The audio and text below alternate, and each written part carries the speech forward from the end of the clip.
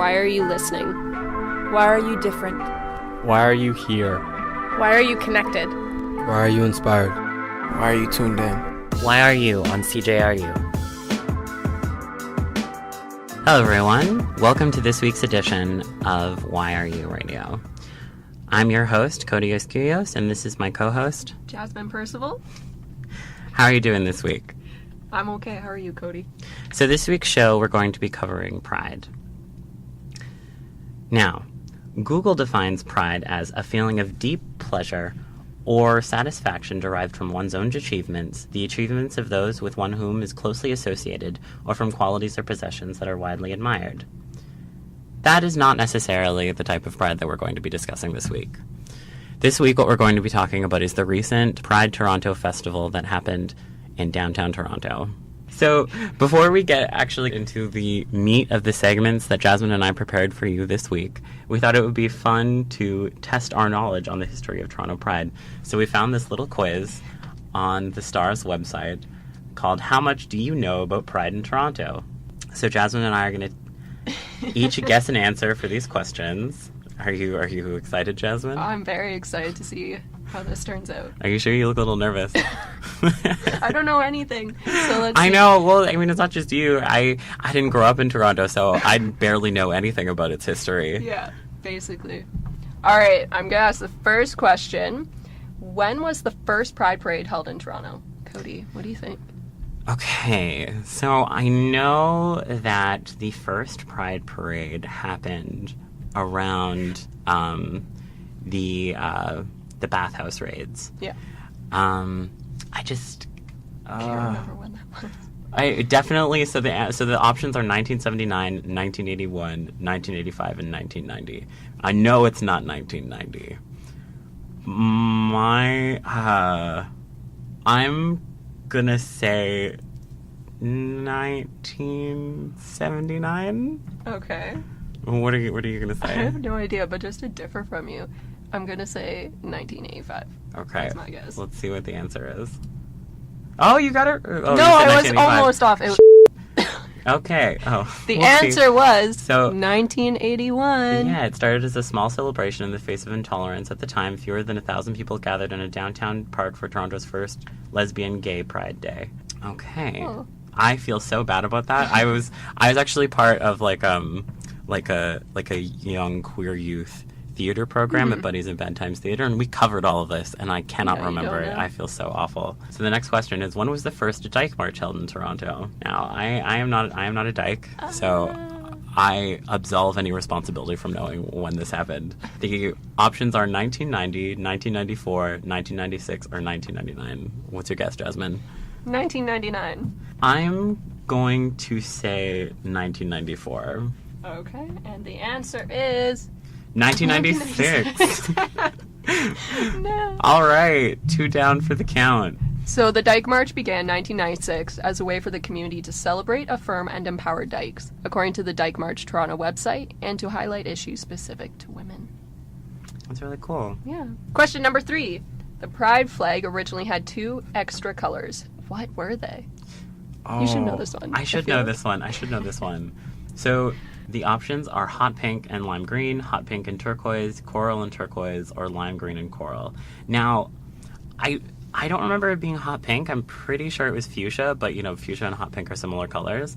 So I think it's either going to be hot pink and lime green or hot pink and turquoise. Okay, you go with hot pink and lime green, and Okay. I'll say hot pink and turquoise, and let's see what we get. Okay. Oh, it was hot pink and I was turquoise. right. Yay! The original rainbow flag, designed by artist Gilbert Baker in 1978, came in 8 colors, symbolizing the diversity, inclusiveness, and hope of the gay movement. Hot pink and turquoise were later removed because they represented challenges to manufacturers. Oh, the colors. Oh, that's interesting.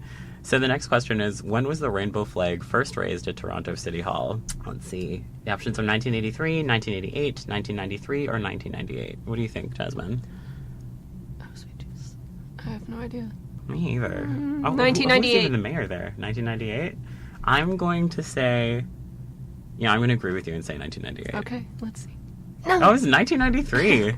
The rainbow flag was raised on June 21st, 1993 at Toronto City Hall. Well, I'm going to absolve myself of any guilt here and say that I was born like 10 days later on the 1st in 1993. So it happened before I was even born. Yeah. Who was the first mayor to march in the Pride Parade? June Rollins, Barbara Hall, Mel Lastman, or David Miller? And I have no idea who these people are. Me neither. I like the name Barbara Hall because it reminds me of Barbara Streisand, so I'm going to go with Barbara Hall. I'm going to go with Mel Lastman. Okay. Although I feel like that Last Man's maybe. I got it right! Holy shit! Barbara Hall, yay! Barbara Hall became the first Toronto mayor to march in Pride in 1995, but Hall had been attending the parade since 1987, long before she held the mayor's office. You go, Barbara. Unless you weren't a very good person. I don't know. I don't know anything about you, Barbara. Give me a call. Okay, question number 6. Which mayor famously made this statement about the Pride Parade? I cannot justify saying I'm the mayor of all people in Toronto if I don't participate. Ooh. Who said that? Our options are Barbara Hall, Mel Lastman, David Miller, and our all-time favorite for everybody, Rob Ford. Well, we know it wasn't Rob Ford. Since he opted out to go, every year he was in office? Yeah. So no, Rob Ford's not even an option. I don't know. Would it be Barbara Hall? Let's just say Barbara Hall again, because No, we but like Barbara. We do like Barbara, but I feel like I don't know. They might be trying to trick us by Just do it, Cody. Barbara Hall, all the way. We love you, Barbara. No! Oh, it's Mel Lastman. Mayor Mel Lastman made the statement in announcing he would march in the Pride Parade in 1998. His decision came after months of agonizing about whether to attend. Agonizing? But it's such a fun party. Well, I don't know if it was a party in 1998, but I'm sure it was still similar to a party. Question number 7. When was Pride Week officially recognized by the city? We have 4 options. Ooh, we have 1993, 1995, 1996, and 1998. Now, I am a little bit of a skeptic and a little bit cynical, so I for some reason just want to give Toronto no credit and be I'm gonna pick the latest date at 1998. Yeah. Okay, I was born in 1996, so let's pick that one. Okay. Oh, you're 1998. right. Mayor Mel Lastman officially recognized the week-long celebration in 1998, saying it was the right thing to do. And you were right, Mel. It should have happened a long time ago. Question number 8. When did the first Trans Pride March take place in Toronto? Oh, now I'm gonna get big shit if I don't know this one. Oh, damn. 2006, 2007, 2009, or 2010. Okay, so What I was is the just answer? I was at the Trans March this year, and I went last year. And they were celebrating some. I don't know. I'm gonna say 2009. What are you gonna say? Okay, I'm gonna do the same as you on this one, 2009. Let's Okay. see. Oh, we were right. Yes. I knew it. Okay. Where'd it go? That appears to be. Oh, it's not working. Okay, so our 9th question is not loading properly on the computer. So we're gonna try and load that up again. Let's see. Okay. Is it working? Oh, we have 2 more questions. We got it. Okay. So, number 9. Which city did Toronto beat in its bid to host World Pride in 2014? We have Stockholm, Rio de Janeiro, San Francisco, or St. Petersburg. Florida? Is that Florida? Yeah, I think Florida. I think, was it San Francisco? De Janeiro? I don't know. What do you think? Rio de Janeiro. I don't know. I feel like San Francisco may have already hosted World Pride. Yeah. Let's see. Oh no, I think it may have been San Francisco. Yeah. Yeah, I remember. Clicking. Oh, No, Stockholm. Stockholm. Toronto beat Stockholm after 2 rounds of voting by leaders of gay and lesbian organizations from around the globe. I feel so dumb now. See, I remember long before I actually moved to Toronto, I remember them announcing World Pride in Toronto because I was like, oh my god, World Pride is going to be in Canada. That sounds so cool. When I was, a little gaby in high school. A what? A gaby. Oh, like a baby. Yeah, like a gay baby. Oh. Okay. Now number 10 was not loading. Yeah, so we have one final question. Who is the Grand Marshal of the 2015 Toronto Pride Parade? For some reason, there's only two options here. Pussy Riot. Pussy Riot and David Furnish. Pussy Riot. Yeah, well, let's go with Pussy Riot. Oh, it's David Furnish, and we cannot see the little description. Well, we like Pussy Riot. Are we allowed to say pussy on the radio? I really don't know. I think so, as long as we don't say swear words. Okay. Okay, well, thank you to thestar.com for providing our wonderful quiz on Toronto Pride. It's just a fun little activity before we jump right into all of the segments for our show. So this week, my lovely co-host Jasmine will be covering her first ever Pride event. She went to Puppy Pride in Toronto. And this week, I will be covering Black Lives Matter Toronto's involvement in this year's Pride, as well as doing an exercise on how privilege and oppression affect our everyday lives. So let's get started with Jasmine's piece. I attended my first Pride event on the 25th. I did not stay long as I had another event to attend, but I still wanted to address it. This event was hosted by Unleashed in the City on Oslington. Unleashed is a dog daycare which also has walking services and a tuck shop out front. The event was a walk and meet-up for Pride. Now, I went in wearing full-on tie-dye and had my dog decked out in it too. While I was there, it was very busy. I didn't really pay attention to much other than keeping my dog from jumping on others. I left not thinking much. Other than the friend I went with, I did not see or meet anyone from the LGBTQ2 community. I felt that was mostly straight people just going to play with their dogs and get a free rainbow bandana. But later on, I saw BuzzFeed put out an article on the event. This article featured pictures of the LGBTQ2 people with their pups featuring a sign with a message. One I saw said they were there with their lesbian moms. Another dog sign said he was there to support his two uncles who had just gone married. I immediately began to think about community and how all these people, whether they were a part of the LGBTQ2 or like myself were not, came together to join in one spot. We all had one thing in common. We love our dogs and want to celebrate Pride and the right to love who you love. After attending my first Pride event, I have become extremely appreciative of Toronto and the people who host events like this. We live in a city where Pride is cherished and protected. Especially during Pride Month, we are able to go into the community and meet people, whether as members or as allies. It's truly something to cherish because not a lot of places have these types of opportunities. Along with that, it is also great to see new cities each year who spring up Pride events. All in all, my first Pride event was short, but really great. I hope some of you were able to go out and enjoy the Pride festivities. Because I was unable to attend the whole event, I contacted the host for some information about how it went and why they hosted this event. I asked them why they decided to run the event in the first place, and they responded, "We love being a part of our community and gathering everyone together to show our pride. We love Toronto and are huge advocates of Pride and love for all. While we support the actual Pride Parade and love attending ourselves, we feel that it's too long of a parade to actually walk with pups, which can be overwhelming for many dogs in the heat and loud environment." I asked, how did it go? It was an amazing success and our biggest turnout to date. We had people come out from all over the GTA, including many Insta-famous dogs, Unleashed pack members, as well as Save Our Scruff alumni. Every year we strive to make it bigger and better than the year before, and so we can include everyone. My last question for them was how they saw true Pride at the event. They responded, "The fact that we had such a huge turnout this year really showed us our community's support and togetherness. We also saw true Pride by seeing the smiles and pure joy on everyone's face as they paraded their Pride around town. The local community got involved too. When we noticed that local shop owners and associates popped out of their shops to watch us parade or to take photos or just give us a thumbs up or high five and cheer us on. I just want to thank Kate Ferguson, owner of Unleashed in the City, for answering my questions, and to Trish for discussing the event with us." I love my dog as much as my dog. Na, na, na, na, na, na, na, na,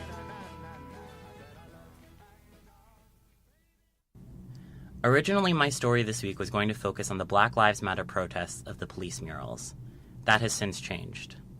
As many of you may already know, Black Lives Matter Toronto, as the honored guests, halted the parade at Yonge and Carlton as a sit-in protest to call out Pride Toronto for its anti-blackness, its anti-indigeneity, and to make 9 demands that include full and adequate funding for community stages, a commitment to increase representation in Pride Toronto staffing that prioritizes Black trans women and Black queer folk, Indigenous folk, and others from vulnerable communities in the removal of police floats and booths in all Pride marches, parades, and community spaces.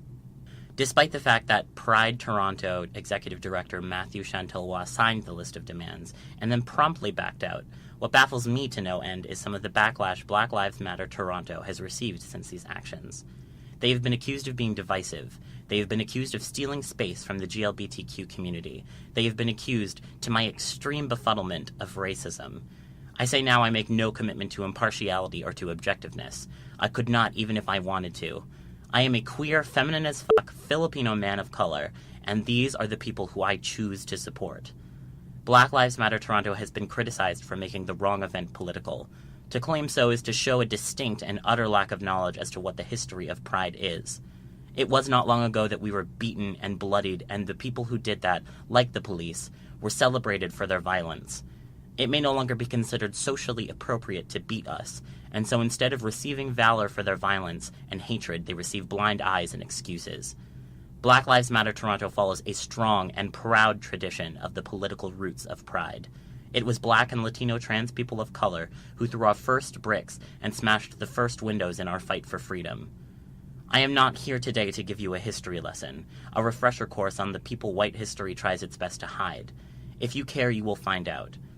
Black Lives Matter cannot be divisive, cannot be stealing space, cannot be racist when they are simply claiming the space that was always theirs, that their forebears took before them.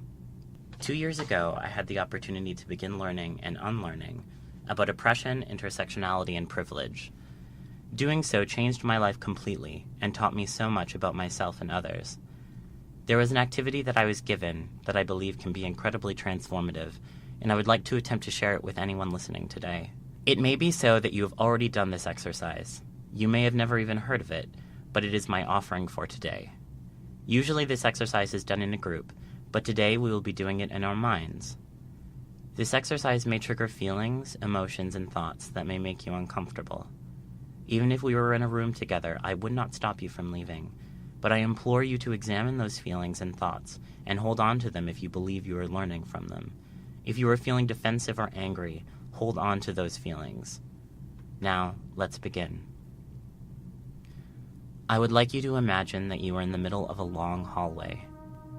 In front of you, as the space stretches onwards, the hallway progressively becomes lighter and easier to tread. Behind you, the hallway gradually darkens and the floor beneath you becomes rougher and harder. I will now ask you a series of questions. Depending on your answer, I will ask you to move forward towards the light or backwards in the dark. If you have been the victim of physical violence based on your gender, ethnicity, age, or sexual orientation, please move backward. If you have ever been made to feel uncomfortable for your size, move backward. If you have ever felt passed over for an employment position based on your gender, ethnicity, age, or sexual orientation, move backward. If you and your primary romantic partner feel safe expressing affection in public, move forward. If you have ever considered or attempted suicide, move backward. If you have been a victim of sexual violence, move backward. If you've ever been told you are attractive for your race, move backward. If you have completed high school, move forward.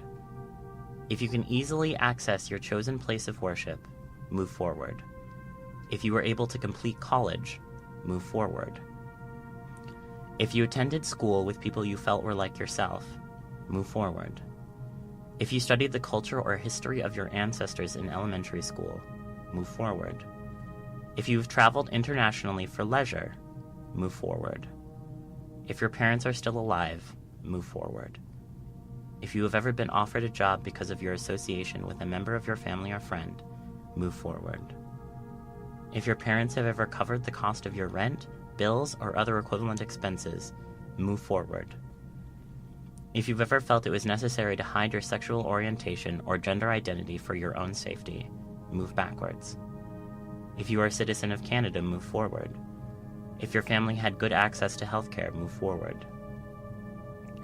If your preferred pronouns align with the gender you were assigned at birth, move forward. If you are a white cis male, move forward. If you have ever felt embarrassed by the clothes, food, or home your parents provided for you while growing up, move backward. If you attended private school, move forward. If you've ever felt unsafe walking alone at night, move backward. If you have ever been able to afford therapy, move forward. If you were born in Canada, move forward. If you had to reveal your sexuality or come out to your family, friends, and loved ones, move backward. If you have been divorced or impacted by divorce, move backwards. If you have ever attempted to alter the way you speak or your mannerisms, move backward. If you have ever been mocked for your accent or speech impediment, move backwards. If you feel good about how your identified culture is portrayed in the media, move forward. If you have visible or invisible disabilities, move backward. If you and your parents lived in different countries most of your life, move backward. If English is your first language, move forward. If you took out loans for your education, move backward. If you buy new clothes at least once a month, move forward. If you work in a salaried job, move forward. If there have been times in your life when you skipped a meal because there was no food in the house, move backward. If you can go anywhere easily to find cosmetics that match your skin tone, move forward. If your work holidays coincide with religious holidays that you celebrate, move forward. If you came from a supportive family environment, move forward. And finally, if you would not think twice about calling the police when in trouble, move forward. Take a deep breath. Where are you in the hallway? Are you where you thought you would end up? Do you feel any guilt or shame? Think of the people in your life. If they were in the hallway with you, where would they be? Take another deep breath. That is where I will leave you today. A thank you to my co-creator this week, Jasmine.